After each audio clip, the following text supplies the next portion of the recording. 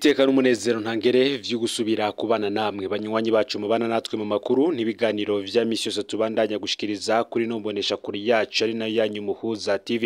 Uyu n'umwanya tugiye kubageza ko amakuru y'ibiriko biravugwa bigezwe ko muri kano kanya nga mu gihugu c'u Burundi.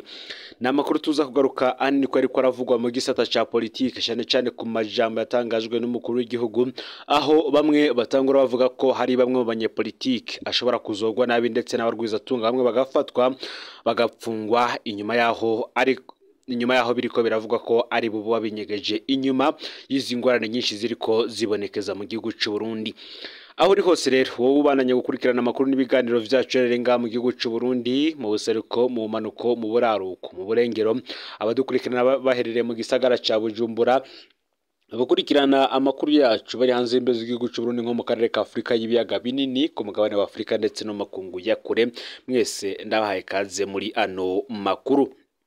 Inyuma y'ingorane zimaze iminsi zibonekeza mu gihugu c'u Burundi cyane bafatiye ku bukene bwa bimwe mu vyankenerwa mu gihugu, Perezida Ndayishimiye we akavuga ko azi umutegetsi yabujije ko igitoro kiza mu Burundi yitwaje ko himirije coup d'etat. Ibi bintu byo gutembagaza ubutegetsi vyatanguye kuvugwa cyane kuri intwaro ya Perezida Evariste Ndayishimiye mu mwaka w'ibihumbi 2022 ubwo yakura uwahoze ari umushikiranganje wa mbere wiwe General Bunyoni kuri ubabarizwa mu ihorero rikuru rya Gitega. Ico gihe General Bunyoni yagezwa ko yashaka gufatanya na Colonel Desire Uwamahoro, Colonel Samuel Desino Bamfumukeko ndetse na Kome Niyonsaba yari umwenjeniyeri ajejwe inyubakwa za Bunyoni, akazamwo n'umukuru w'umutumba wa Mubona vyose nkuko twabagajeje ko. Nimugihe kandi ngo mu butegetsi n'ubundi hariho izindi ndongozi zivuga ko zigomba kudodobereza Perezida Evariste Ndayishimiye zitwaje ko agomba kuzikura mu mabanga. Gusa mu nyuma Perezida Evariste Ndayishimiye akigarura avuga ko abo uko vyogenda kose bazojana muri bibazo igihugu kirimwo. Ni mu gihe mu minsi iheze vyagaragaye Perezida Evariste Ndayishimiye we avuga ko abarundi bariko baracamwo muri kino gihe ari nk'ivyo abayahudi baboneye mu rugendo. Hano umuntu niho yaca mubaza ko igitoro kibuze kubera ivyaha vy'abarundi, isukari, ibinyobwa n'ibindi vyinshi vyo bibuze kubera ivyaha vy'abarundi. Si faranga ry'Uburundi ryo bari rikorera atagaciro kubera ivyaha vy'abarundi. Ni mu gihe mu rugendo rw'abayahudi Imana yavugana na Musa n'ubundi. Ni mu gihe Evariste Ndayishimiye agaruka kandi akavuga ko ibibazo Uburundi burimwo ari ibibazo vyatewe n'indongozi nkuko tugiye kubigarukako. Bamwe bakanavuga ko hari ibishobora kuzoba mu minsi za bigatungura benshi, gusa ari ibintu vyateguwe cyane ndetse n'umugambi wo kubakura ukaba wimirije, n'ingingo zizobafatirwa bavuye mu myanya yabo nazo zikazotera abarundi kwibaza vyinshi. Aho hose ndagwaye kaze muri ano makuru, ufyonde subscribe canke sabone niba utari wafyina ko kugira ngo tujikanwe n'adushikiriza, usangize kandi ano makuru bagenza aho bari hose kugira ngo bashikirwe niba biriko biravugwa. Perezida Ndayishimiye aremeza ko azi umutegetsi yabujije ko igitoro kiza mu Burundi yitwaje ko himirije coup d'etat. Ayo na majambo atangaje Perezida Evariste Ndayishimiye yivugiye ubwe. Perezida Ndayishimiye akemeza ko igitoro kitabuze kubera ubukene bw'amafaranga, ahubwo ko vyavuye ku ndongozi y'u Burundi yakoze ibishoboka vyose ngo ntikize yitwaje ko himirije gutembagazwa ubutegetsi buhari. Perezida Ndayishimiye akemeza kandi ko hari abategetsi bahabwa ibiturire kugira ngo ace abakura hanyuma asigara ari wenyene mu mabanga. Ese indongozi koko yabujije igitoro kuza mu Burundi? Perezida Ndayishimiye yagize ati icabitumye twarakibonye, ntimuze muvuge ngo n'ubukene bwabitumye, nabo amashetani yakoreramwo babitumye. Kuko kubona hatera igihe hakaboneka umuntu ashobora kuvuga ngo ntimuzane igitoro Burundi hagera habe coup d'etat, akagenda akabuza abantu ngo ntimutange dokima y'ubu bwato burimo igitoro. Umurundi akandika ngo naho muzana ico gitoro Uburundi ntibushoboye kukiriha, ugasanga n'indongozi abivuze. Ukabona umuntu ubwato batanguye kubuvamwo mu gitoro akavuga ngo kurako ubwo bwato mu Burundi no. Uti vyarabaye. Nico gituma sigaye mbwira abantu nimureke Imana izikorera. Mugabo narabajwe no kubona indongozi ishobora kuvuga ngo igitoro ntikizi Burundi, kandi naramuhariye. Abategetsi barya ibiturire ngo nabo ngo ntaco azobagera. Iki ni kimwe mu bitangaza abarundi cyane. Perezida Ndayishimiye muri aya majambo yarongeye ati hariho abantu bagiye inama baca bavuga ati urya mugabo yanabiranye, rero ikintu ca mbere twokora tumugira agati kirebanga mu ruzi konyene. Ndazi ko hari abahawe ibiturire ngo nkunde ndabirukane, bakonona ngo ndabirukane, nce nsigara ndumwe ngo nce mbura uwo dukorana. Ndagira ndababwire, mukora neza mukora nabi tuzojana, muhinduka mudahinduka ntawe mfise ndabashira kuko ndazi ko nabazoza arico kimwe.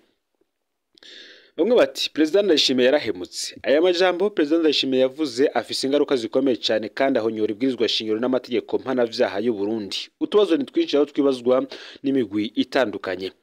Ese President Ndayishimiye yaramenye umutegetsi amajije abarundi mu magorwa yo kubura igitoro? Muri ico kiringo ubutunzi bw'u Burundi bwarabaye nabi cyane, imirimo myinshi irahungabana.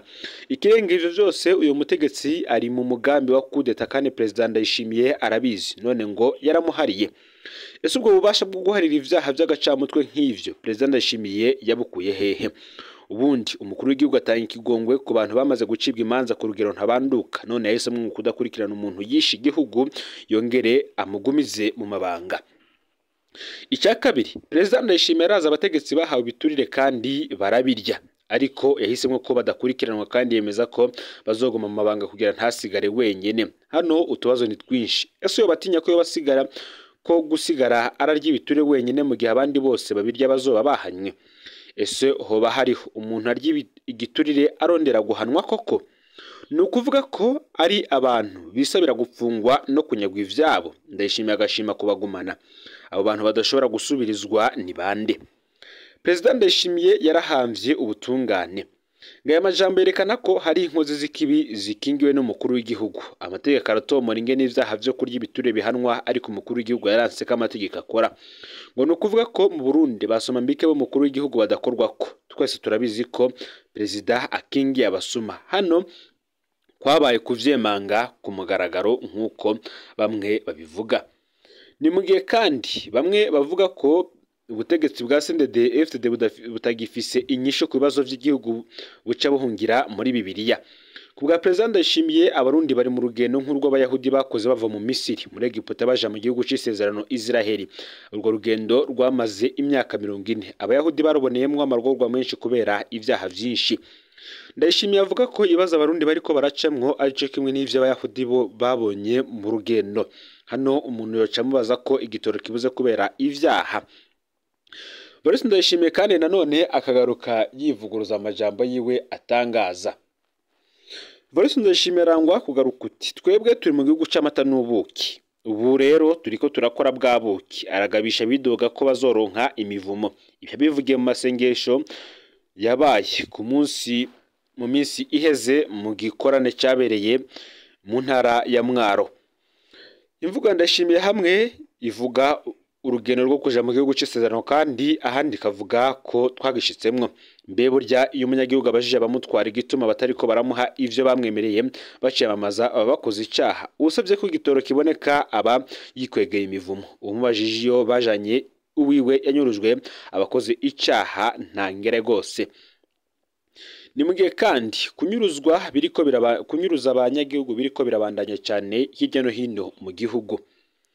Ni mu gihe iperereza ryo ryemera ko ariyo ripfunze umwigisha Edouard Ndayisenga, uyu aho agurwa ko yidogeye ubutegetsi aborewe. Iyi nkuru yo turaza kuyigaruka ko mu buryo burambuye, ndetse kandi muze kumvirizamwo ingene hagarukamwo umutambukanyi w'umukuru w'igihugu Angelina Ndayishimiye.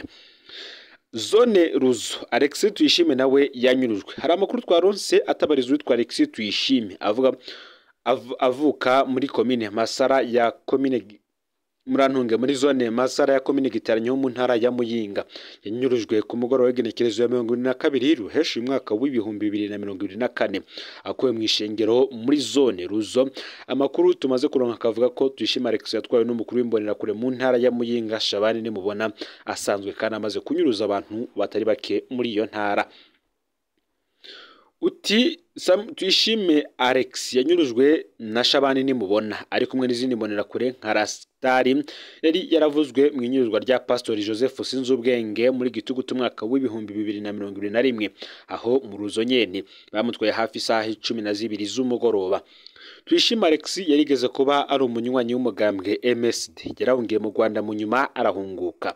Ubu bari bamaze iminsi bamwagiriza ko yigishiriza mu ishengero ivyo kugumuka. Mu ntara ya Muyinga nimwe mu ntara ikomeye cyane ivugwamwo vyinshi cyane mu vyo kunyuruza abantu bakaburwa irengero ryabo, kenshi bigakorwa kandi na Shabani nimubona afatwa nk'inakorwa ko muri iyo ntara. Ahandi naho bikorwa n'abarongoye iperereza baza barakurikirana muri iyo ntara. Iperereza rya Muyinga ryahora rirongowe na Colonel Felix Habyarimana, uyu yarakuwe ko mu kwezi guheze ajanwa mu Cibitoke. Felix Habyarimana avuye Muyinga akoreye amabi menshi, ubu yasubiriye na Wilson Nzisabira nawe nyene atoroshe. Mu ntara yaciyemwo nka Bururi na Bubanza yaravuzwe mu mabi menshi yo kubareza igufa abantu, kugandagura abanyagihugu no kunyuruza abantu bakaburwa irengero.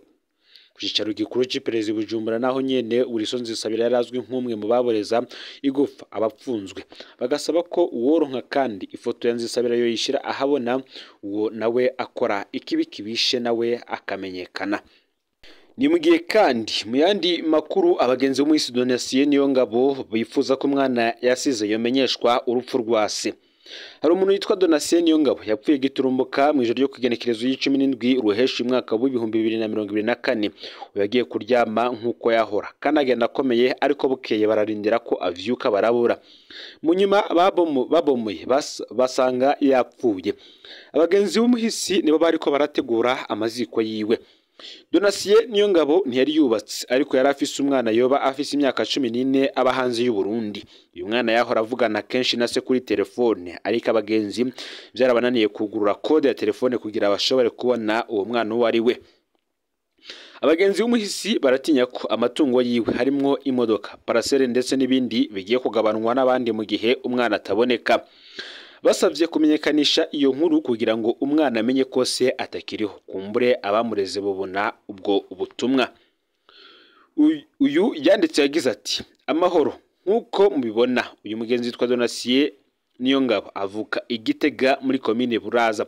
Jewe tuzinanya kuva kera kandi twara abagenzi bakomeye. Mu vyo yanyagira yahora ambwira ko yavyaye umwana, ariko umwana ari hanze. Umwana wiwe twebwe ntitumuzi. Donatien Niyongabo yari umushoferi muri Energie de Pays de Grand Lac. Kari akazi keza, yari yifashe neza. Mwijoro ryo kuwa kabiri igenekerezo ya 17 ruheshi mwaka w'ibihumbi 2024, Donatien yatasha akome nkuko bisanzwe, abika imodoka y'akazi, hanyuma ayora imoto y'akazi asanzwe akoresha mu gutaha. Mbere yaranaciye mu kabare aranywa amacupa 2 acarataha. Mwijoro yaragiye kuryama nkuko yahora, asezera abo babana mu rupangu. Yarakomeye neza. Bukeye ku kazi bararindire ko atonda barabura. Niho umukoresha yamurondeza bahava barabomora umuryango waharara basanga arayitavye Imana. Abagenzi wiwe ngo twari ko turategura amaziko yiwe, ariko hariho ikibazo. Uwo mwana wiwe turazi ko ariho, turazi ko bahora bavugana kenshi kuri telefone, ariko twebwe ntitumuzi.